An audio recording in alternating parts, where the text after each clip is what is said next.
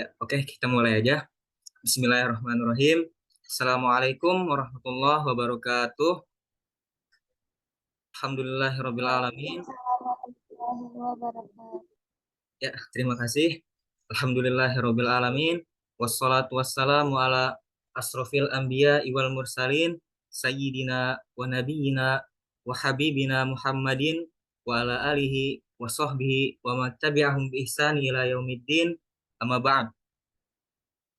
Ya, Alhamdulillah pada pagi hari ini kita semua dapat bertemu dalam rangka untuk menyebarkan ilmu-ilmu kebaikan serta ilmu-ilmu agama yang insya Allah kita semua diberkahi dan dirahmati oleh Allah Subhanahu wa Ta'ala. Amin.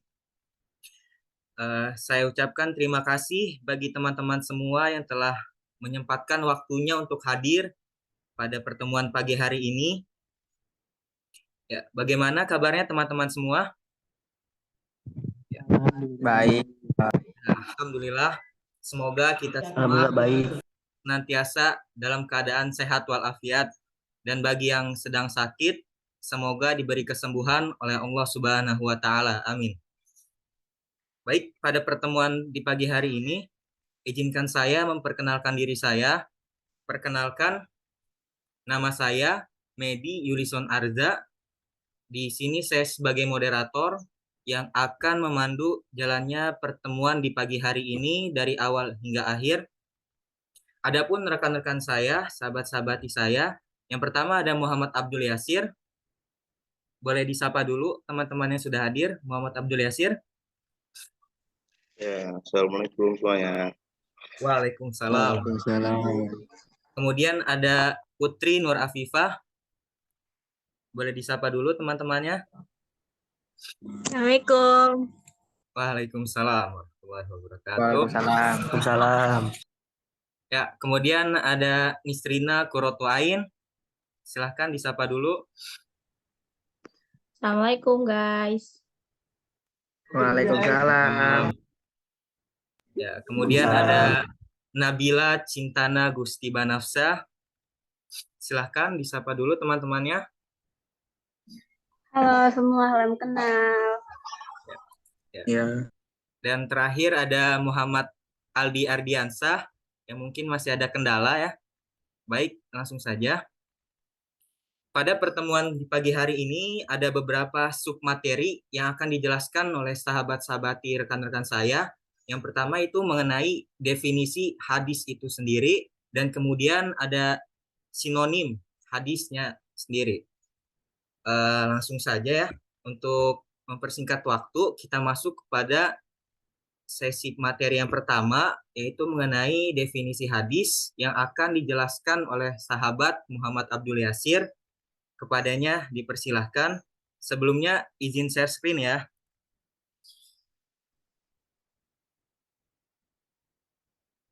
Ya, baik. Apakah sudah terlihat? Sudah.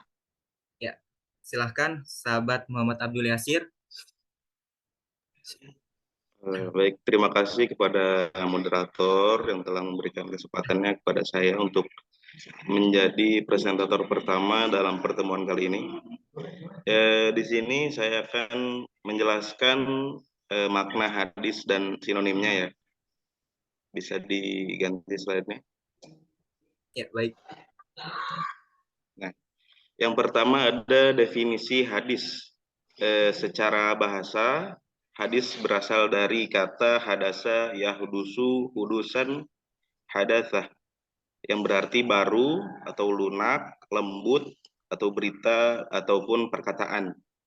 Nah, secara istilah ada juga hadis itu berarti hal-hal yang berasal dari Nabi SAW, baik berupa perkataan, perbuatan, penetapan, maupun sifat-sifat beliau, baik sifat-sifat fisik, moral, maupun perilaku, sebelum beliau menjadi nabi maupun sesudahnya. Bisa diganti slide? Ya. Hadis juga terbagi kepada beberapa bagian ya. Di antaranya ada hadis perkataan atau hadis qauliyah. Contohnya sebagai berikut. Rasulullah SAW bersabda, "Man sarahu ayyubsatu alaihi rizquhu aw yunsa fi asarihi falyasir rahimah." Artinya barang siapa yang senang diluaskan rezekinya dan dipanjangkan umurnya, maka sambunglah tali silaturahmi. Nah, di sini contoh dari hadis perkataan atau qauliyah. Selanjutnya ada juga hadis perbuatan atau fi'liyah. Berikut hadisnya. Nabi SAW bersabda, "Anna Rasulullah SAW kana yarfa'u yadayhi hadwa mankibaihi idza iftataha shalah." Yang artinya sesungguhnya Rasulullah SAW mengangkat kedua tangannya sejajar dengan bahunya ketika ia membuka atau mengawali sholat. Selanjutnya,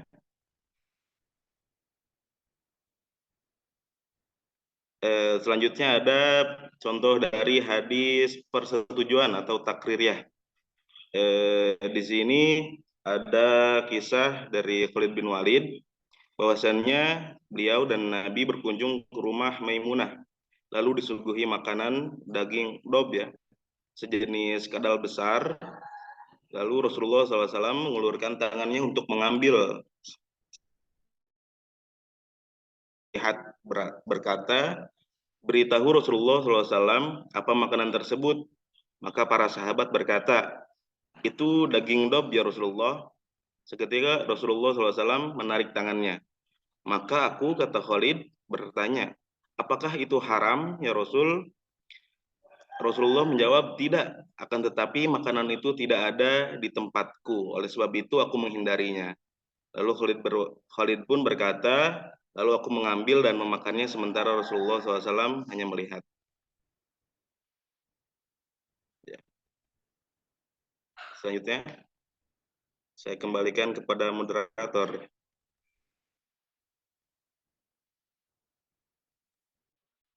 Ya, baik. Terima kasih kepada sahabat Muhammad Abdul Yasir. Kemudian akan dijelaskan oleh sahabati Putri Nur Afifah. Padanya dipersilahkan.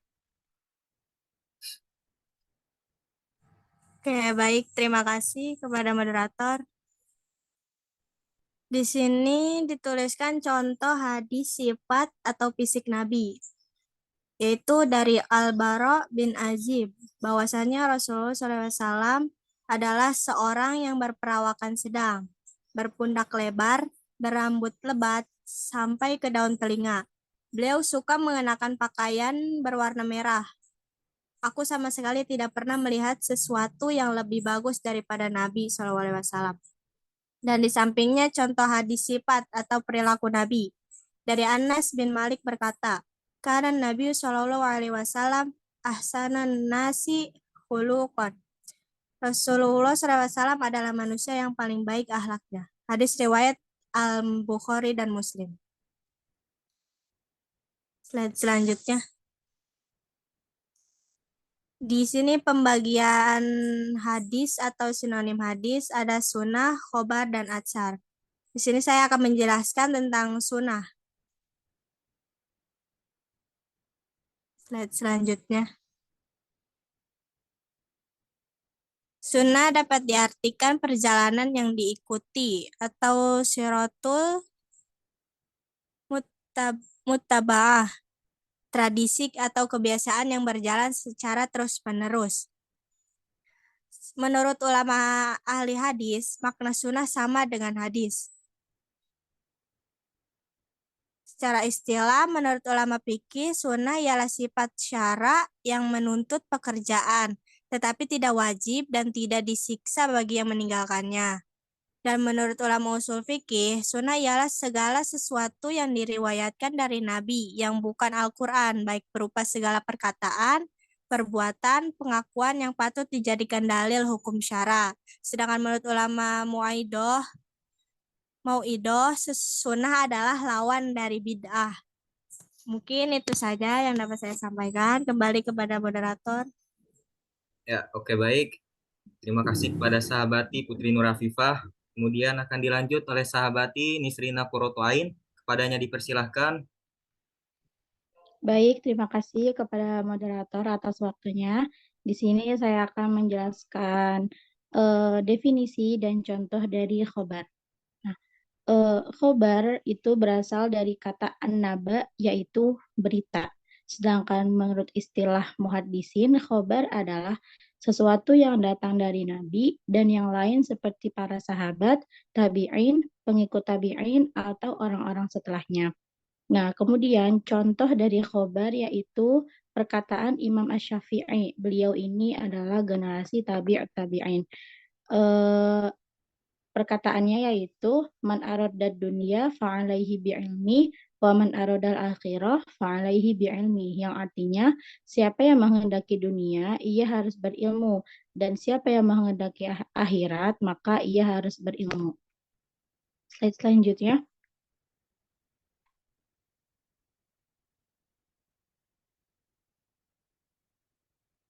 Nah, di slide selanjutnya di sini ada definisi dan contoh dari atsar ya. Atsar secara bahasa berarti peninggalan atau bekas sesuatu yang dipindahkan dari Nabi. Sedangkan menurut istilah, atsar adalah sinonim hadis dan sesuatu yang disandarkan kepada para sahabat dan tabi'in, baik perkataan maupun perbuatan. Nah, contoh atsar yaitu perkataan Hasan al-Basri, yaitu salah satu tanda bahwa Allah mulai berpaling dari seseorang hamba adalah tatkala dijadikannya dia sibuk dalam hal-hal yang tidak penting bagi dirinya.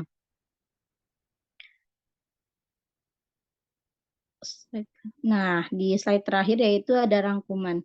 Yang pertama ada hadis, sandarannya kepada Nabi Muhammad melalui aspek perkataan, perbuatan, persetujuan, dan sifat. Yang kedua ada sunnah, disandarkan kepada Nabi dan para sahabatnya melalui aspek perbuatan. Yang ketiga ada khobar, disandarkan kepada Nabi dan selainnya melalui aspek perkataan dan perbuatan. Dan yang terakhir ada atsar, disandarkan kepada sahabat dan tabi'in melalui aspek perkataan dan perbuatan. Terima kasih. Saya. Ya, baik. Terima kasih kepada sahabat Muslimina Qurratu Ain. Telah selesai pemaparan materi dari rekan-rekan kami. Selanjutnya ada sesi tanya jawab. Silahkan bagi yang ingin bertanya kami persilahkan. Bisa di raise hand atau langsung berbicara, silahkan.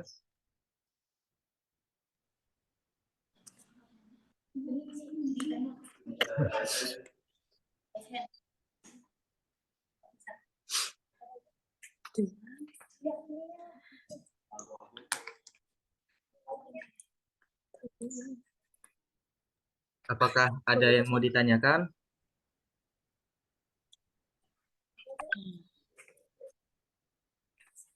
Ya, baik. Zalika, silahkan pertanyaannya apa? Di mana letak perbedaan kabar dan atsar? Ya, oke, baik. Untuk pertanyaan kami tampung dulu. Bagi yang ingin bertanya selanjutnya, silahkan.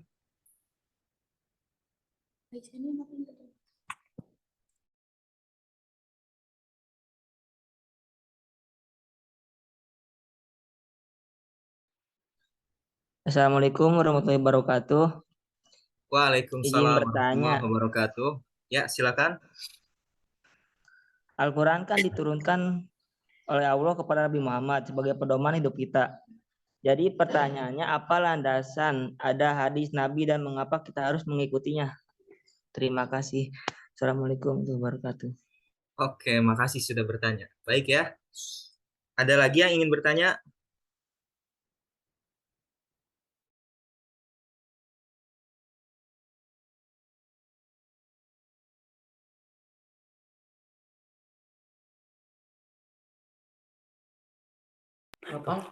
Saya, Kang, Ya, baik, silahkan. izin bertanya. Izin bertanya. Ya, silakan.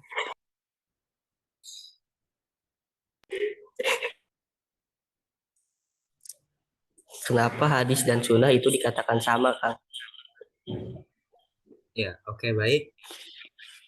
Terima kasih atas pertanyaannya. Sebentar, kami minta waktu untuk berdiskusi ya.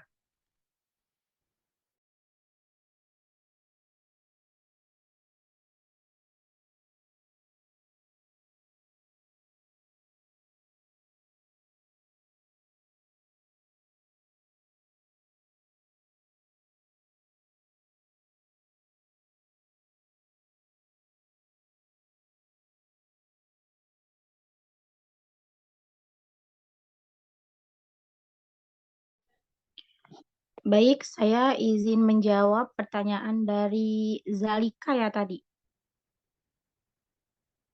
Ya, Zalika ya. Pertanyaannya, di mana letak perbedaan dari khobar dan atsar? Nah, perbedaannya yaitu terletak di mana hadis itu disandarkan. Ya, kalau kabar itu disandarkan kepada Nabi Muhammad mengenai perbuatan dan perkataan, sedangkan atsar yaitu disandarkan kepada para sahabat dan tabi'in mengenai perbuatan dan perkataan. Jadi, kalau khobar itu disandarkan kepada Nabi, kalau atsar itu disandarkan kepada para sahabat dan tabi'in. Segitu saja, apakah sudah jelas? Apakah sudah puas Ya, dengan jelas. jawabannya? Oke, baik. Terima kasih.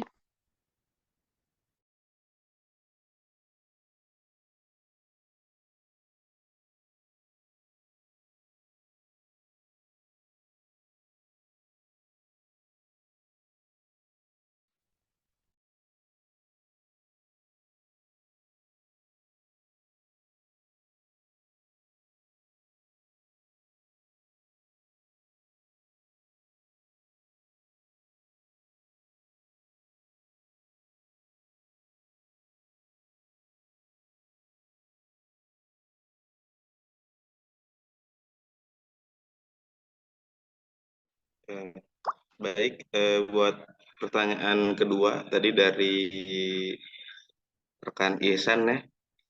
Pertanyaannya kan tadi saya ulang, Al-Quran kan diturunkan oleh Allah kepada Nabi sebagai pedoman hidup. Lalu yang ditanyakan itu landasan kenapa ada hadis Nabi, terus mengapa harus mengikutinya. Baik, saya izin menjawab.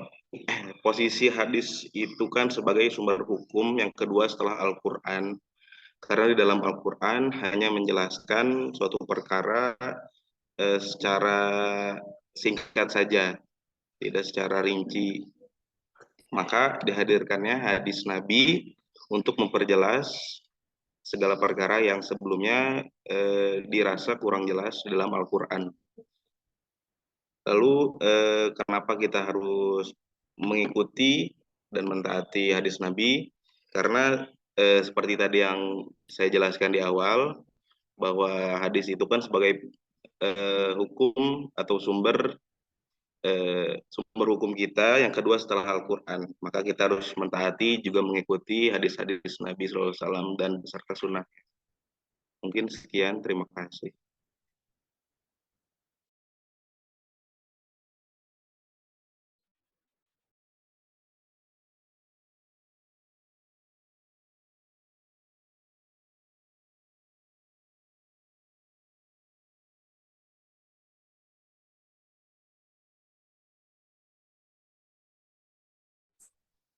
Baik, saya akan menjawab dari pertanyaan ketiga. Yang pertanyaannya, kenapa hadis dan sunnah itu dikatakan sama? Eh, keduanya itu sama-sama sesuatu yang bersumber dari Nabi Muhammad atau segala sesuatu yang dilakukan dari Nabi Muhammad. Tetapi dari sunnah dan hadis itu ada bedanya juga. Kalau sunnah itu segala sesuatu perbuatan yang dilakukan secara terus-menerus. Sedangkan hadis itu sesuatu yang dilakukan oleh Nabi, tapi hanya satu kali dikerjakan itu udah termasuk hadis gitu. Jadi hadis dan sunnah itu sama-sama peristiwa yang dilakukan oleh Nabi Muhammad atau sesuatu yang bersumber dari Nabi Muhammad. Mungkin itu saja yang dapat saya sampaikan. Terima kasih. Ya, terima kasih atas pertanyaan dan jawabannya. Saya rasa cukup ya, 3 pertanyaan saja. Ada yang lagi yang mau bertanya? Tidak ya? Ya baik, saya rasa telah selesai presentasi kami pada pagi hari ini. Kami ucapkan terima kasih atas kehadiran teman-teman semua Dan kurang lebihnya kami mohon maaf. Sebelumnya ada sesi foto bersama. Mohon di on cam semua ya. Silakan Nabila, tolong di screenshot sahabati Nabila.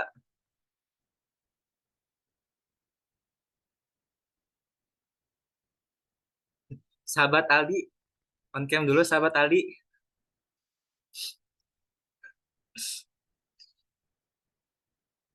Sudah? Apakah sudah?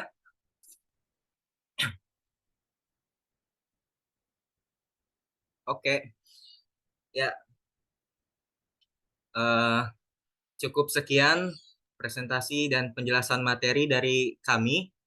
Kami rasa semoga ilmunya bisa bermanfaat untuk kita semua. Kami ucapkan terima kasih atas kehadirannya pada pertemuan pagi hari ini. Kurang lebihnya kami mohon maaf. Ihdinas siratal mustaqim. Wallahu muwaffiq ila aqwamit thoriq. Assalamualaikum warahmatullahi wabarakatuh. Makasih yang mulia. Waalaikumsalam warahmatullahi wabarakatuh. Waalaikumsalam warahmatullahi wabarakatuh. Baik.